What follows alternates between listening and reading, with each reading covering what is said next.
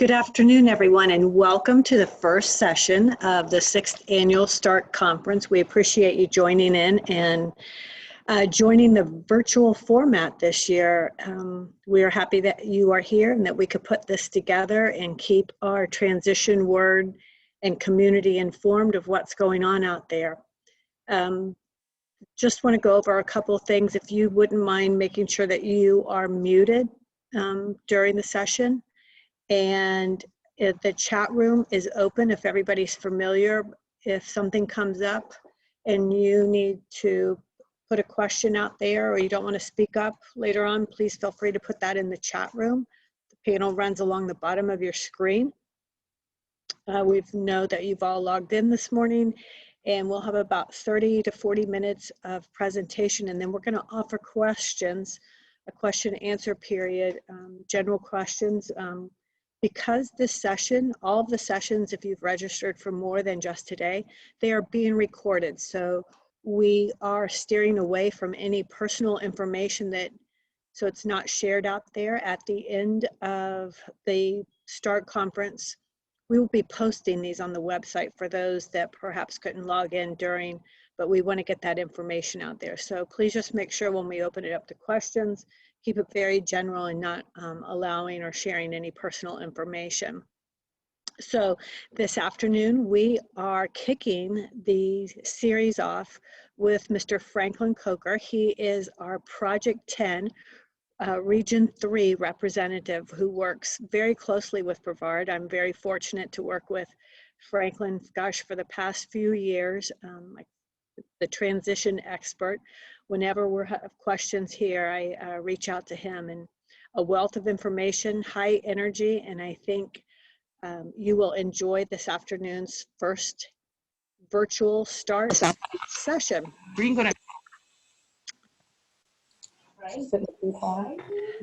If you don't mind, there we go. If you mute yourself.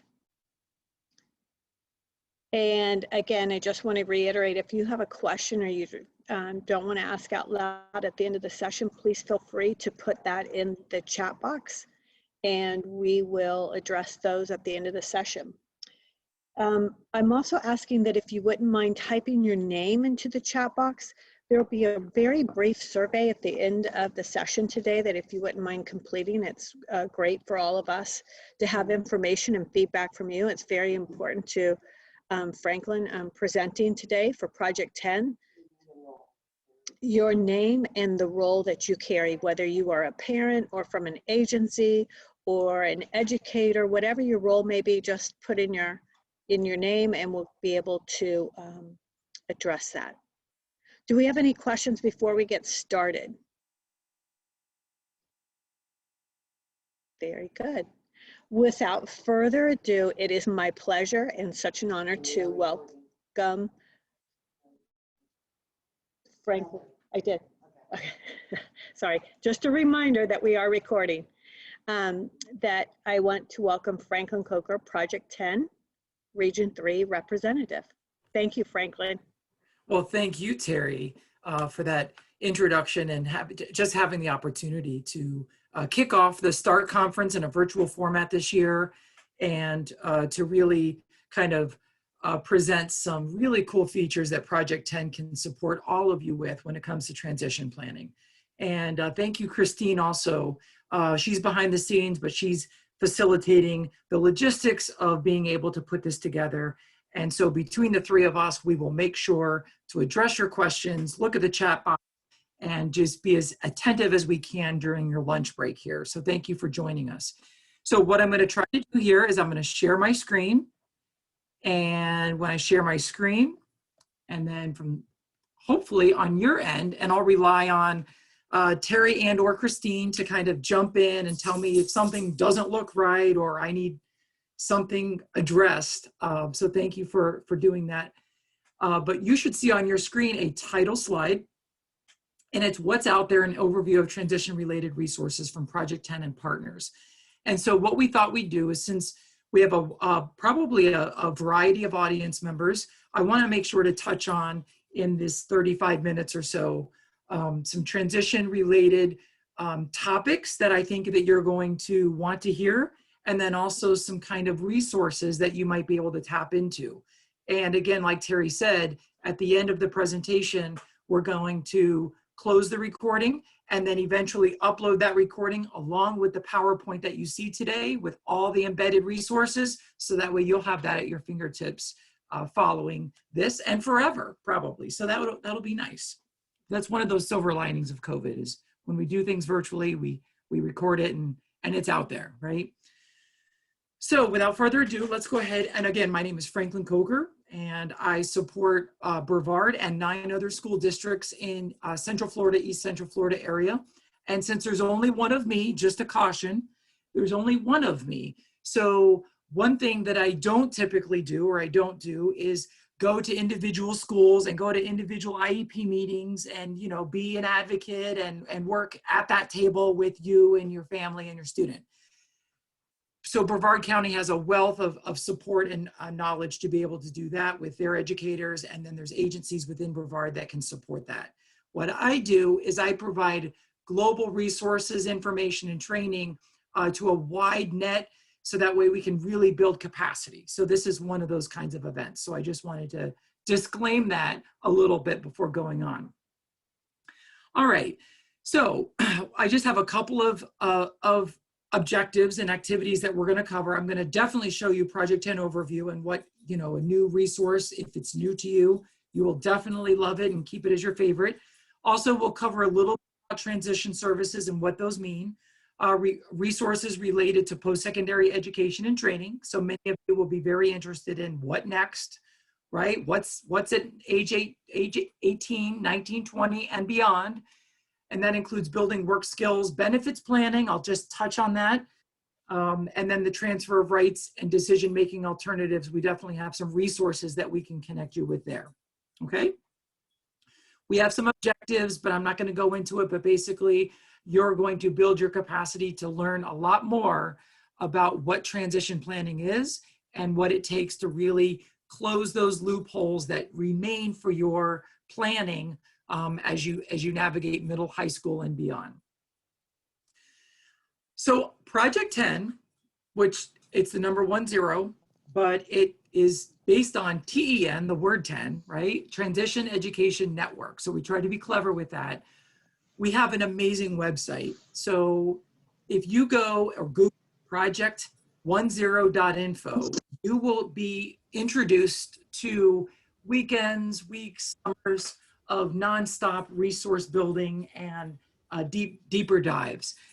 And I guarantee by going on our website, you're going to find a lot of answers that you never thought, well, first of all, answers that you've had lingering questions to all the time, but you're going to find answers that you never thought you had the question to until you saw the answer and it was provided. So our website is pretty that comprehensive. So I highly recommend that. On our website, because it is so comprehensive, we've actually had to design a little handout that helps you navigate our website. Because let's say you were looking for a transition assessment. You know, you're one of those families that you have a 15-year-old, and by gosh, that 15-year-old, we still don't know what she or he wants to do, right? So it's pulling teeth to really get them to hone in on what would be a possible career. So, and it's never too early, right? Because at school, they're asking already at IEP meetings, by the way, what is it life going to be like after high school? I know you're only 15. So because that question is so important, we know that you as a family have to really support and help and collaborate with the school district to help build that answer up and help that student and your child get to that. So on our website, we've actually placed transition assessment in a couple of places, and we have this little guide, this handout to help you identify where that particular statement might be or that topic. But that's only one topic in transition. So it could be, oh, what about vocational rehabilitation? Who's that person in Brevard? Oh, on this handout, you'll be able to find where to kind of get that information. So it's a cheat sheet on all things transition, how it's inventoried on Project 10's website. So you'll love that. That's why we have it as a slide. We are the green, here's Florida, here's Project 10. You could see we're divided into 5 colors, right? I'm the green, so if it's a green area, district, That would be some district that I, Franklin Coker, support. You could see Brevard. It's that, hopefully you know where we are, but if you just moved here and you're like, wow, I know there's an ocean nearby, you could see on the far right in the center of the state, it's that long north and south district, thin district that's called Brevard. And so just know if it's green, it's Brevard, then that means it's attached to me, and you can find that that's how you can communicate with me as well, as fjcoker@usf.edu. But I have 4 other colleagues that are awesome, and I have 2 colleagues that actually support the whole state when it comes to DJJ and alternative education. So just know Project 10 is a statewide, Florida supported, free service for you, and feel free to reach out to me with any of these topics that we present today, okay? So again, capacity building, giving you information and giving you the 411 on what you need to know is really our main initiative. Because of COVID over the past year now, can you believe it? It's been a year. Over the past 12 months, a lot of things have moved into the technology remote area. And because of that, the way we do transition services and the way we provide supports has tweaked a little bit. And so we've built an inventory of transition-related resources and supports through remote learning modalities. And there's been a lot of trainings and presentations from our partners and agencies and entities. And we want you to know that on our website, that amazing website that I just talked about for about 5 minutes, we have a section specifically related to COVID-19 related resources. So we just carry that bevy of knowledge and information and just go there, and you'll be able to see all the cool and latest things that might pertain to remote learning and transition planning, okay? And so this is a screenshot, an example of what those things might look like, and we've embedded links there. All right, we have, so in addition to having an amazing website and working closely with Terry Mattson in Brevard County, Project 10 produces a lot of cool manuals and guides and printable things and things you can like save to your computer that are really, really helpful. I wanted to share with you just a couple of the most high in demand practical guides that you would benefit from that we can offer you for free. And those include the Secondary Transition Roadmap for Families and the Family Guide to Secondary Transition Planning. So on your screen and on our website, you can go and get these copies sent directly to your email, download them, email them to your friends and family. At school, we certainly promote them in Brevard County, but it's basically nice guides that go A to Z, if you will, especially for Secondary Transition Roadmap for Families. It's really a high school focused, grade 9, grade 12 plus in transition planning. So you'll love it. It talks about graduation requirements, deferment, courses, self-advocacy, self-determination, accommodations, college opportunities, and linkages. You'll love it. The Family Guide to Secondary Transition, so that second one on the screen below on the bottom, that is like a 72-page guide, but that takes you everything from the components of a quality individual education plan, what you need to know, all the responsibilities, how to write those goals, annual and post-secondary goals, all the way through graduation requirements, transition planning, and then next steps. So that's really in the trenches a little more. But again, electronic, we could save paper in trees and forests. You can just download that, save it, and peruse it over the next 4 weekends. And then you too can come to a Brevard County meeting and be a co-expert along with us. So that would be amazing in planning with your student. The other 2 things that I wanted to highlight, they just came off the e-presses, electronic presses, and that is because the demand for that secondary roadmap was so high and people loved it and they're like selling it on eBay for $400, we wanted to share with you that there is a middle school transition trail map. So it's the companion to the high school one, only it's now designed for middle school age students and families. So we call it Trail Map because they're not yet driving. Most cases, they're not yet driving, but it really highlights all the things you need to know about transition planning. Because did you know by law, we have to start transition planning by the time a student turns 14 with several areas of transition planning. So what grade is that? That's middle school level, right? I guess I've seen some kids 5th grade, they're approaching 14. So it's definitely by the time middle school happens that we have the transition plan. And you as parents and families, you need to know your role, your stake, and what we're talking about when we invite you to IEP meetings, because it's all really, not only is it law driven, but it's really best practice. Because I have to say, my soapbox, if you ever know me and you see me, you know, on the streets or whatever, and we talk education, my soapbox is early preparation, early intervention. And the idea of high school, right? I love high school. I used to teach high school. The idea of high school is not, I know it's a misnomer. We're all trying to get a standard diploma, but the goal of high school is not to get a standard diploma. That's not why high school exists. A standard diploma is a nice piece of paper that opens doors potentially, yes. But the goal of high school is to plan. You have 4 years, right, to plan for what's going to happen for the rest of your life. It's a launch point. It's a time period that we really get to figure out what works, what drives, and what blueprint is best for this student. That's the purpose of high school. And along the way, you earn a standard diploma, great. But because it's so involved, 4 years is really not enough, right? So that's why we have to really start transition planning by the time a kid gets into middle school. So that way we have 7 years or so to plan for the rest of your life. And that's why transition planning is so important. So when you're attending those meetings and we're focused on goals and work and career, don't think, oh, my kid's only 13. We'll talk about that later. We need to talk about it now, because everything that we do, time is of the essence, we're going to do to get a better blueprint for the rest of that student's life. Because I guarantee you, when they're older, they're going to be a really critical component to our society, to our community, and to you, mom, dad, aunt, uncle, guardian. Yes, so it behooves us to plan appropriately. So transition services.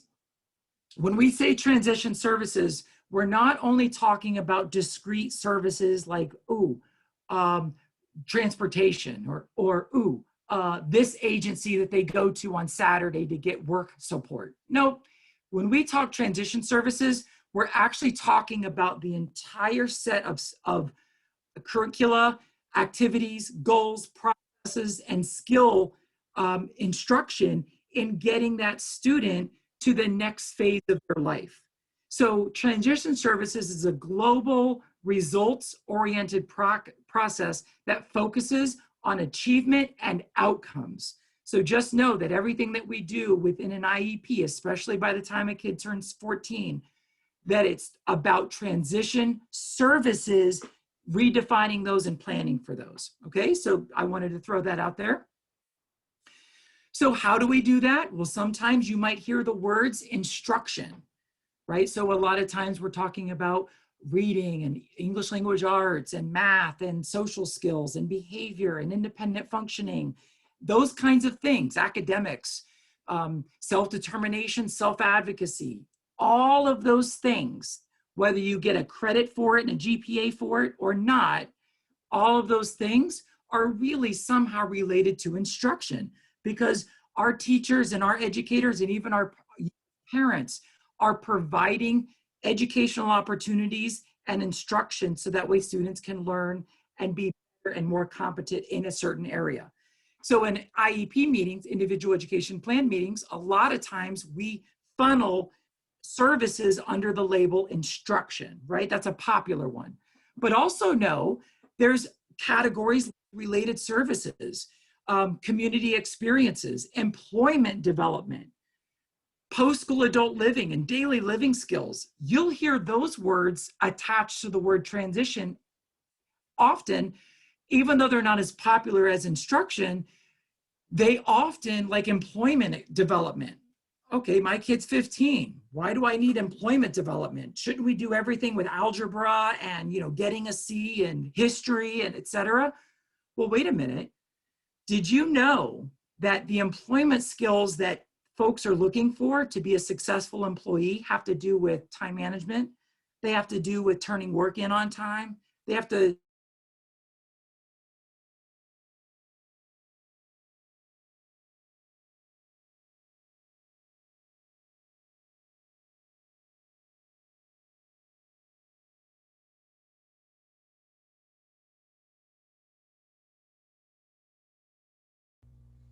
All right, 1 minute. We're going to see if Franklin comes back on.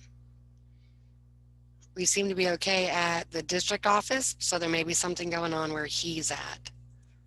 Just know that we've got a lot of folks really being savvy about how we're connecting it to the future. So that's our mission, and our goal is to be able to think about high school not as just a series of getting C's and a 2.0 and getting a diploma, all important, yes. It's about, what does this all mean when we actually go in the real world and we don't have an individual education plan, and there's these requirements out there to get work and to live independently and to get along with other people, right? So I wanted to share with you that that's what transition is really about, okay?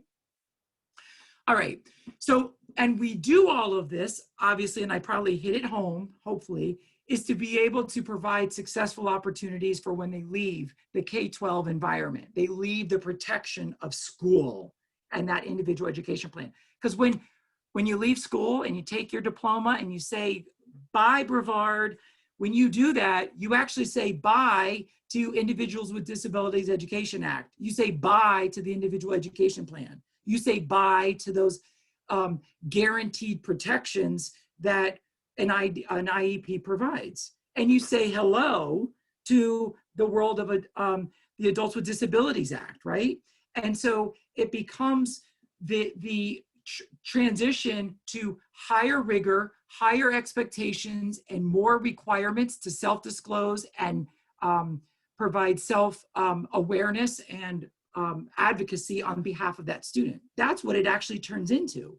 So we have to be very clever about what we do each year in school to promote that support and that advocacy skills and those work readiness and post-secondary opportunities and independent living skills, because we know when by the time they turn 22 or earlier and they take receipt of their standard diploma, those things go away, and the world of ADA and agencies and self-disclosure and application process and being eligible for things kicks in. So that's what we actually do on a yearly basis in Brevard County, is we know that's coming, we think about that, and we plan accordingly. And we just want you as a parent, as a family, as an advocate, and to know what that is together as a team to make that happen by the time they leave K-12, okay? So all of this is embedded in Florida Administrative Codes or Florida statutes and Individuals with Disabilities Education Act, the federal law, that really says there is a set of procedures, policies in place to protect students with disabilities and to provide a plan of supports and specialized instructions and related services for students that have that disability and require that service. So there's a lot of statutes and law that support their transition planning and those services and those annual goals and those post-secondary goals. So just know that when we do our IEP meetings, usually there's an attached requirement of law that goes along that way. But at the end of the day, right, we would all agree, it shouldn't just be about checking off boxes because the law says so, even though, of course, you know, we have to do the law, we have to follow the law. But it's about making sure that that student truly has that plan of support and opportunity with enough ambition, with a dose of realism that allow that student to be successful when they leave us. And so that's what it really should be about, not about just checking off boxes because, yep, complied, check, check, check. It should be, wow, is this goal good for that student? What does the transition assessment data say? Do they want to be a vet tech or do they want to be a game designer? What is it that we're going to really hone in on over the next 3 years while we have a student? And we'll make sure that the law is followed, but we're going to make sure that we're collaborative in nature, working with the family, working with the student on all these transition planning pieces. So life after high school, right? Depending on, and I know that students with disabilities have a wide variety of skill sets, obviously. Some students require a lot of intensity, and it's really hard for some folks, some family members even, to think about life after high school if you're sitting in 6th grade with a cognitive disability and you have a lot of independent functioning needs. It's hard. It's really hard to think about, well, wait a minute, what is my youth going to do for work? I can't even think about work. They can't even take care of themselves in the ways that I would like to, because, cousin Susie is doing X and my child is only doing Y and Z. I can't think about the future right now. I got to think about now. And we get it. But just know, by thinking about the future and projecting a lot of possibilities through data and skill development and skill assessment, we're able to actually develop a plan that we can tweak and change, but only with a plan can we actually backwards chain it to, well, what does next year then look like in order to get to this plan 8 years from now?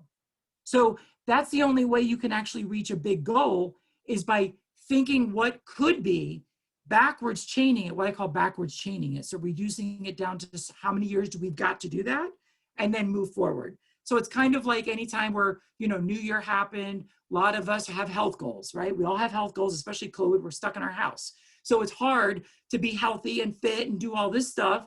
And a lot of us need to be healthier. So we have goals about eating a certain way, or losing a certain amount of weight, or doing certain activities. Well, you know what? We as adults, we think, okay, by the summer, we're going to do what? And then we say, what does that mean each month? What does that mean each week? What does that mean each day? We have to do the same thing with our students in transition planning, except now we do it with how many years, right? They're 16. We've got 5 years until they're an adult or until they graduate. 5 years. What does that mean next year? We're going to work on those annual goals. We're going to work on that transition. We're going to work on the skill, because they don't even actually raise their hand and ask for anything. They put their head down and fall asleep and get an F, and that's not okay. So one of the skills we're going to work on, because we know they're going to have that skill for employment and go to college or whatever we kind of, help develop with a student, we've got to backwards chain that. And so that's why we always have to think about the future. This is a nice little chart, because in our IEP meetings, individual education plan meetings, when a student turns that magical 14 years old, and then every year after that, as long as they're with us, our individual education planning meetings have a different focus than what you're used to in the elementary level. So we call that transition individual education planning. It's an IEP, just like it has all the requirements that you're used to, but the focus becomes a little different, because notice the first step on the top of that slide, it says transition assessment. That's right. You might not have ever seen those words or that terminology in elementary school necessarily. But when you become a middle school age and higher student, transition assessment drives the rest of the IEP meeting, because it talks about what data has been captured over the previous year to really have us be able as a team to talk about what that blueprint future might look like. Okay, what interests, what careers, what talents, what skills, what educational or work kinds of thoughts are happening with that student that we were able to measure and get with the help of that student, in order for us to now start this next IEP meeting with that data first. And then after that data discussion and those skills and those strengths and what they're interested in, and they like animals and they like working with people, but they don't like XYZ, we talk about that. Then you go to post-secondary goals. That's the second arrow. You see that? So now we talk about, great, now that we know this stuff about this student, what is a likely potential blueprint goal for that student when they leave high school? And then we talk about employment opportunities. What would an employment goal might look like? A dream. What about career? What would that look like later even than employment? What would a career kind of goal look like? And then what about education and training? Is there college? Is there technical school, vocational school, beauty school? What? Dermatology school, cosmetology? Or is it training on the job? Let's say you don't want to do those things, but it's like, I want to work at Publix and work in the meat department because my grandfather, loves Publix and he works there, whatever the case may be. But there might be training opportunities that we can think about that might be a training goal after high school, but on the job related. So we have to talk about those things. we actually design goals at those IEP meetings for way in the future. That's the second part, but that can only happen after transition assessment. And the last part, notice but it's the big part. Look at the big box at the bottom. It's the biggest box there is. But the last part of the IEP meeting that happens every year once a kid turns middle school age 15 is this, 14, sorry, is this. What kinds of thoughts are we having about how then to get to those grand goals that we're kind of coming up with that student's help after high school? What does it look like next year as we take our stepping stones to get there? What does it look like annual goal wise, right? So now we got to break it down into chunks of annual goals, all the while thinking about what the future might look like. And now after we write annual goals, what kind of supports and services and accommodations are needed for that student to be successful?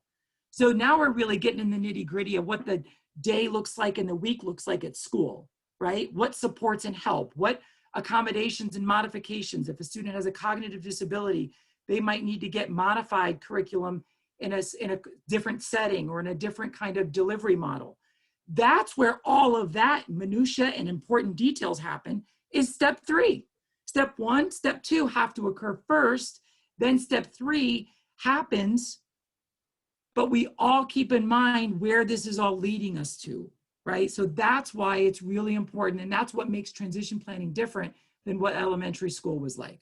So this is a great chart to think about that as you're participating and talking with your educators and leaders at your schools. Now, post-school options. Another soapbox I get on sometimes, you know, if you meet me on the street or whatever, is opportunities for all of our students exist. College is not only for a certain kind of student. Work is not only for a certain kind of student. It is available for all of our students, no matter the intensity of needs. I have met families and students that you would think have the most, you know, complex, medically fragile elements to that student, but yet we help write goals that lead them to autonomy and independence and the ability to integrate successfully into the community. Yes, with lots of supports, yes, with modifications, but the idea that they can't do this and they can't do that, and we're not going to even talk about that, those are the biggest barriers that I've seen in my professional experience. So we have to all come together collectively and agree that we're going to be ambitious, realistic, right?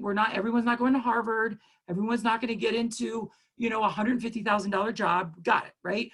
But we're not going to also say that they can't do A, B, C, D, and E. Because if there's data and there's a drive and there's a mechanism to do it, we have a plan. We just have to be very creative sometimes, and we have to involve partners along the way. So that's my message here, is that universities, colleges, employment, career, living arrangements, recreation, and community service all have buckets of opportunities for all of our students, okay? All right, so I wanted to share with you that post-secondary education and training options. You know, we talk about, let's say, degree-seeking programs at universities and colleges. And yes, when you think about universities and colleges, we're often thinking about four-year degrees that lead to additional career stepping stones, et cetera.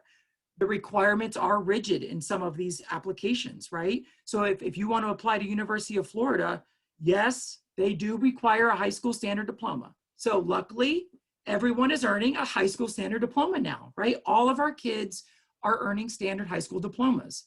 Some are earning it via access points. Some students are earning it through clever ways of getting 18 credits specifically in certain areas. Some are able to get waivers for test requirements. Some can some use their accommodations to get extended time. You know, there's different ways that students earn standard diplomas. And yes, standard diploma is a requirement for a lot of these opportunities you see on the screen.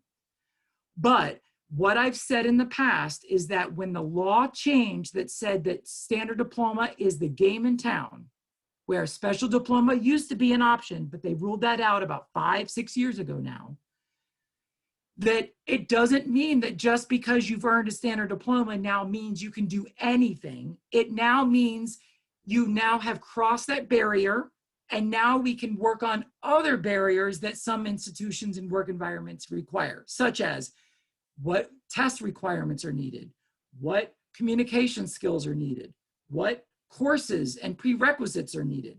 Because University of Florida requires that you take certain high-level tests and get certain scores on them. They require interviews and essays, right? So our kids can go to University of Florida as long as they get a standard diploma and have all those other requirements that that college requires. And if it's too high, if that threshold is unreasonable, then there are other institutions of higher learning and other ways that our students can get skills without needing to get a 5.3 GPA and be a, you know, Nobel laureate, right? So we can find those ways. We just have to be realistic, but yet ambitious. One really cool thing that's available, it's really yet to be caught on, really on fire, but Brevard offers a lot of opportunities, are career and technical education programs and courses. So did you know that a lot of our students can tap into career and technical education courses? In fact, a lot of our students can actually graduate with certifications in certain areas before they even leave high school, and they're ready to earn more money than I am and that we are, right? Everyone on this phone call, a lot of kids can leave high school as a welder, as some kind of technical person, and they're making 80, 90,000 a year.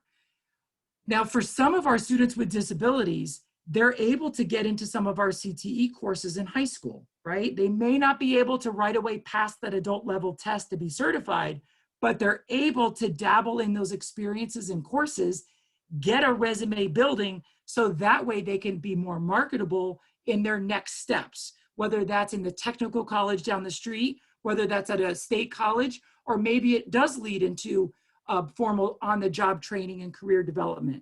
But I guarantee you, the more our kids, right, get experiences in career and technical education courses and environments, the better off they will be and more successful they will be. So I wanted to share this slide with you for that reason. So how can you at the home, as a family member, as a parent, promote post-secondary education? Because remember, it's for all. We have to do our research on which colleges serves our students with our skills the best. What are our opportunities? If my kid has his cognitive disability, which colleges out there actually have programs that support students with cognitive disabilities? Because there's at least a dozen of them in the state of Florida that have programs. What if my kid is on the spectrum? You know, they do pretty well, but they just can't communicate or have those social skills that are needed to be successful in an independent college setting. Well, did you know that the state of Florida has certain programs catered specifically to students on the spectrum? And did you know there are agencies like CARD, Center for Autism-Related Disabilities, that you can connect with to plan that successful college transition if that's in the cards, if that's something the student wants to do? So it's just, you have to dabble and research a little bit early on, not 12th grade year, that's too late, but early on, like middle school level, to see what's possible, what are those requirements. And now at my next IEP meeting, we can talk about, we've got 6 years to get this kid ready for that entrance into something so awesome. So what does it mean next year to do, right? We're gonna take this chunk at a time. And then also the disclosure part. That gets tricky, and that's very sensitive because you have two camps. You have one camp that really says, wow, when a student's able to advocate and really identify with what their needs are to the right folks at the right time, that it actually helps that student be successful. And that's true, right? That's required when you become an adult, by the way. When you go out into the real world outside of high school, you actually have to disclose your needs, your wants, and at times your disability in order to be eligible for certain things and be successful. So how do parents navigate that sensitive topic when you're in 6th grade and 7th grade? You know, do you want Johnny walking around school saying, I've got this, I've got that, I need this, I need that? Probably not. But maybe there's ways that you can help drive that communication system very discreetly, but successfully to certain teachers or certain leaders and build that up over time. So it's And it can't happen when you're in 12th grade. We can't all of a sudden at 18 years old say, oh, now let's talk about what disability you have. Because next year you're going to need to use it and now you're not comfortable with it, so it becomes a barrier, right? So that's why that transition planning is important. I know I only have about 2 minutes left. I have a lot more kind of information, but as you can see, I've hit home on a lot of important elements about transition planning. What I want you to know is when you're disclosing a disability and requesting accommodations, like I said, high school, you're protected under an IDEA, individual education plan, right? Colleges and work environments, they operate under a different system. You have to go and be comfortable with that person's or that college's Office of Disabilities, connect with them to ensure that they know what your needs are, because every college is different in the way they're able to support students or adults at this point with disabilities. Okay, same thing with the work environment. Work environments have to meet federal code with folks needing certain accommodations to be successful in the work environment, right? So, but they can only provide those if that person is willing and able to advocate and disclose appropriately to their boss, to their manager, to that company. So that's why it's important. What I've done over the last several slides is just provide you some resources on post-secondary education, disclosures.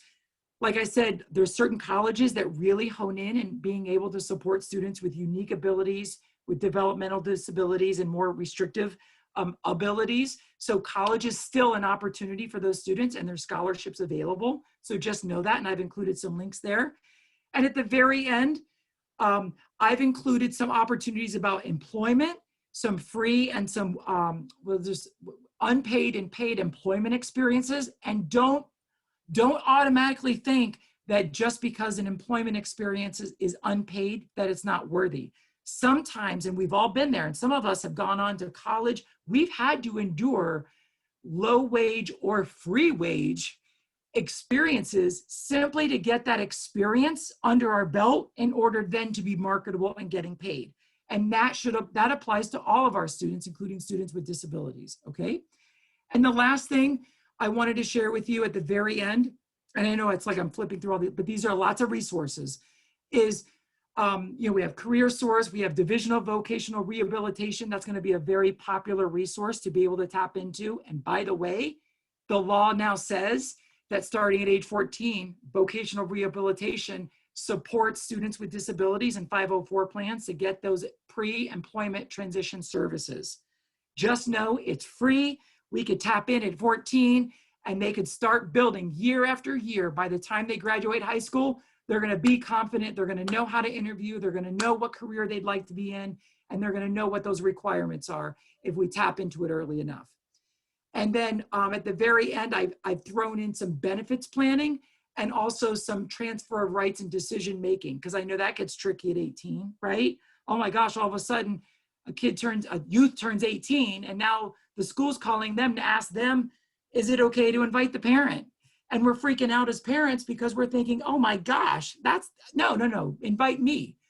Well, did you know that unless the transfer of rights did not happen because of lawyer and legal procedures, those rights go to that 18-year-old.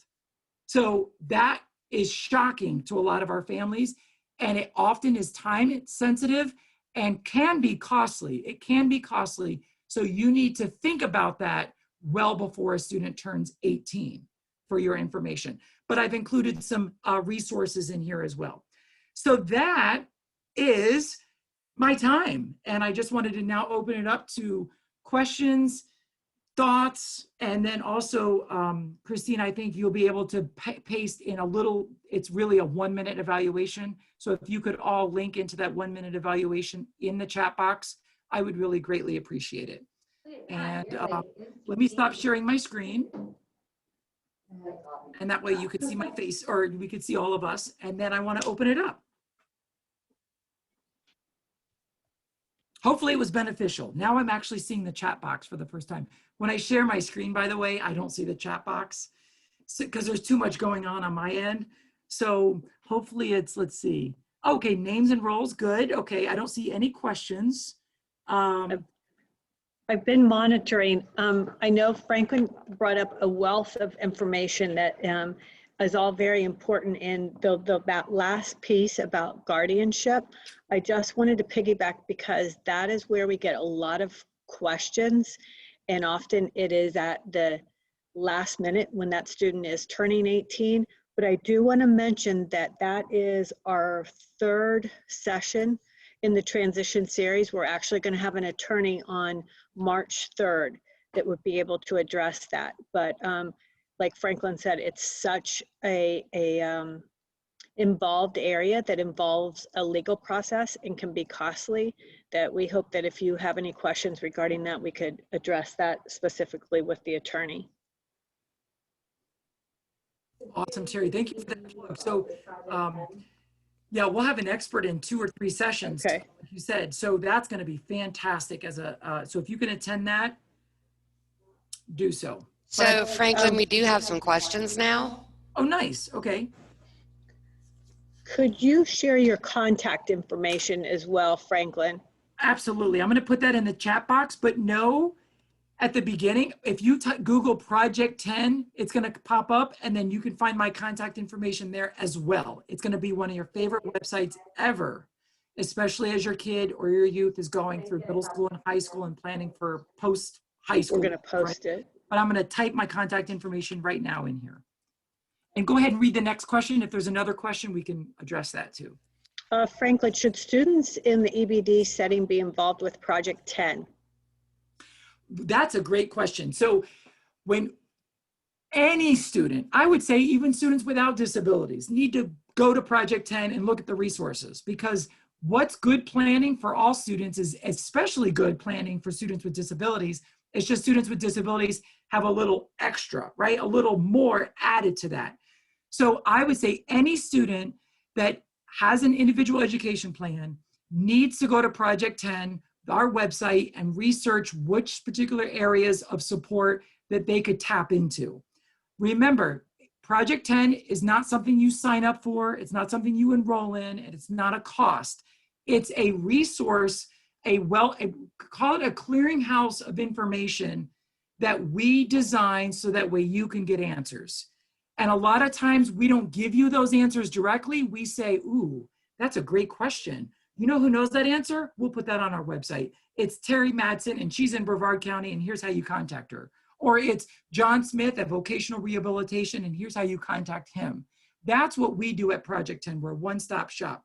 I would also say students with emotional behavioral disabilities, we have a discretionary project called SEDNET, SEDNET, and that is free, and their focus is not only, our focus is transition, Project 10, but their focus is for those students and families that have emotional behavioral needs, particularly with that disability. If you have that disability category as part of your IEP profile, then you'll definitely want to connect with SEDNET and Google them, and they're going to have a lot of different resources specific to behavioral and emotional challenges, okay?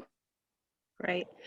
Amy, I wanted to address your question. Is there any information on the BLAST program included in the links you provided? Franklin, speaking directly through Project 10, if you have something specific regarding BLAST, and because that is a Brevard County transition program, if you contact me directly, or we have it's on the transition website under BLAST, and we are actually updating those within the next 2 weeks. We've just added an additional BLAST site this year. So as far as BLAST or anything specific to Brevard County, you can go ahead and reach out to me for that. And then we have a question, will we receive slides with the links to everything here? We're going to actually post this on the website so that you will have access. If you give us just a week or so to get everything uploaded and all, it will be available. Amy Smith said that she was unfamiliar with all the resources. I don't know. Amy, if you want to speak up specific resources that you're looking for, or if you wanted to reach out to me directly, I can assist you with anything specific that you're looking for as far as related to Brevard Public Schools or outside agencies.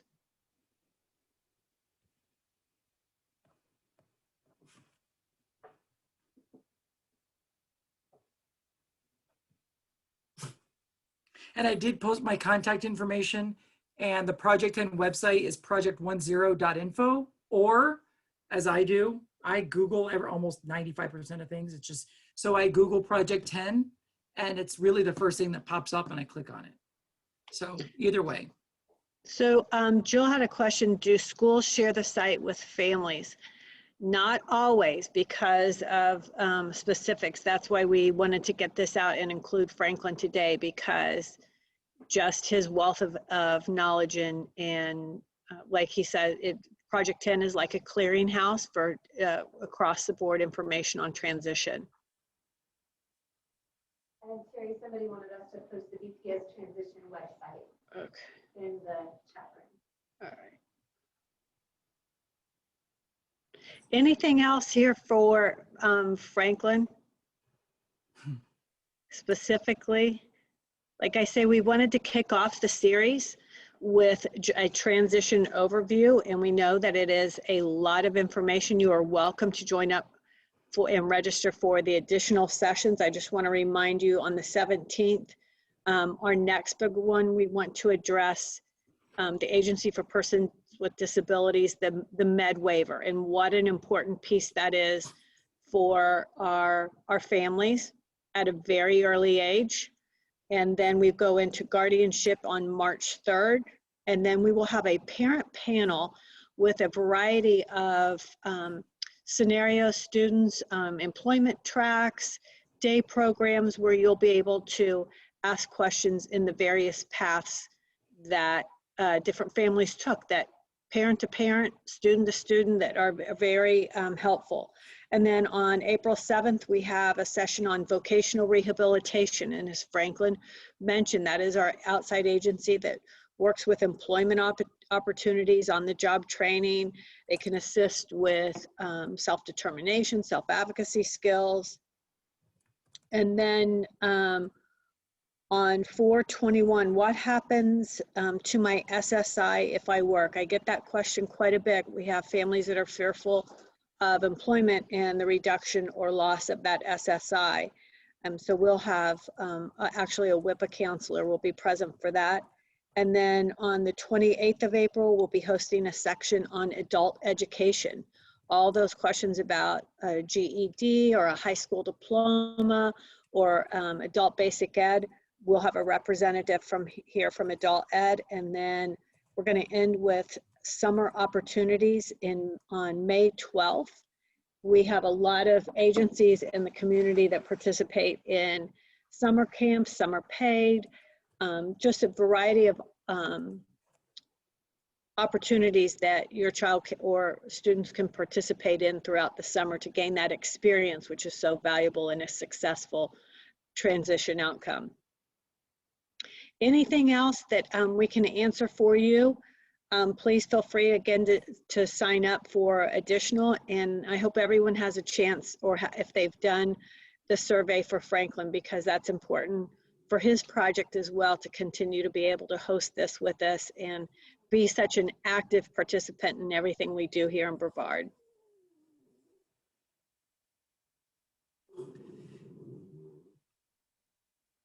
And I know this information can be overwhelming, but just know if we boil it down to simplicity, it really is using the time that we have in the short amount of time that we have while our student is still a K-12 student to be able to make use of transition planning. What activities can we do at home? What activities does my son or daughter need to do?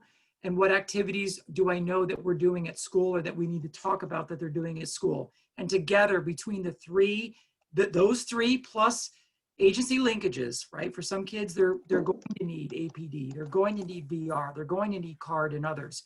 But if we get all the right players and those commitments from each party on the same page while they're in K-12, then all their goals, all that independence, all that success, it's going to feel you're going to feel more at ease, and you're going to feel confident that you're leaving opportunities for your child, right? Your son, daughter, your adolescent, as they go through life.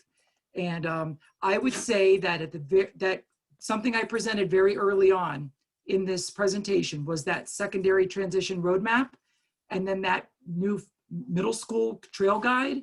I would say go to our website and just find those two publications, or wait for this PowerPoint to be uploaded and then use that. But that will be very helpful following this presentation, because it's more digestible and you could go at your own pace with kind of a lot of information I just shared. And then I'll leave it at that. Thank you, Terry. Thank you, Brevard. Thank you, Christine, for having me and letting me be able to kind of kick this off. You're Thank you. welcome. Thank you. Thank you, Franklin. We appreciate it. I've left my email and phone number. If you have a direct question or would prefer to speak to me personally, that is fine. I'll be glad to field any other questions. And again, I just want to mention that this session was recorded, and we will be posting it to the BPS Transition website shortly. So again, thanks everyone for joining us today for the kickoff of START 6th Annual Conference, and we hope to see you again in our future sessions. Have a great afternoon, everyone. Thanks. Bye.